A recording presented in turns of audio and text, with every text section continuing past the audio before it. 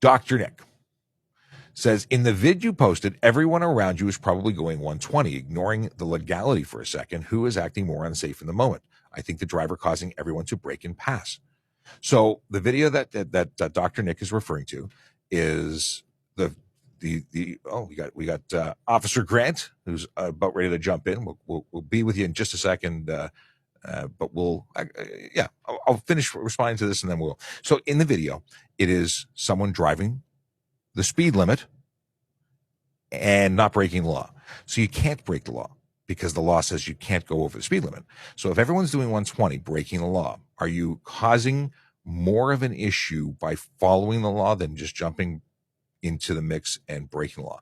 Every driver is responsible for their own speed.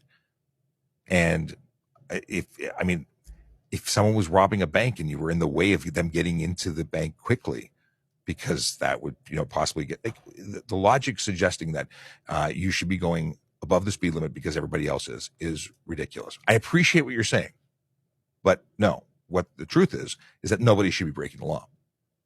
It's the unpopular but accurate answer. I can't ignore the law for a second to answer the question because there's no other answer. Everyone breaking the law should be held accountable. And I'd love to see automated systems where everyone gets a ticket. Everybody. If you go over the speed limit in a school zone or on the highway, you should be getting a ticket because no one should be allowed to do it. Why? For what?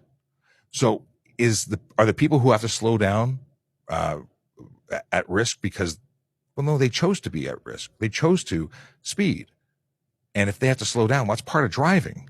You have to slow down for vehicles or turns or objects on the road.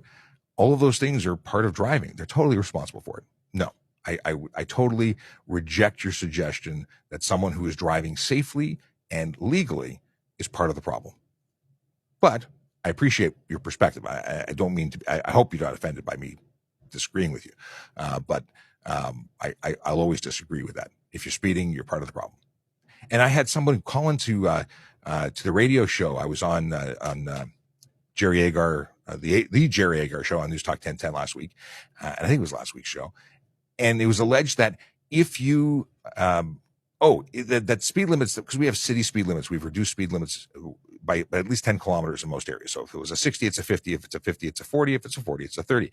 And he was suggesting that his vehicle idles at more than 30 kilometers an hour. Like he has to apply the brakes to maintain a speed limit, which I find ridiculous. And I suggested he needs to get his idle adjusted because it's not possible unless there's something wrong with his vehicle.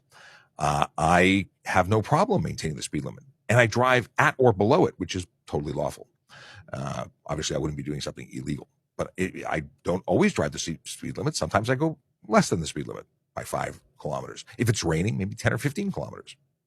Unnecessary slow driving, however, is a significant reduction from what's appropriate.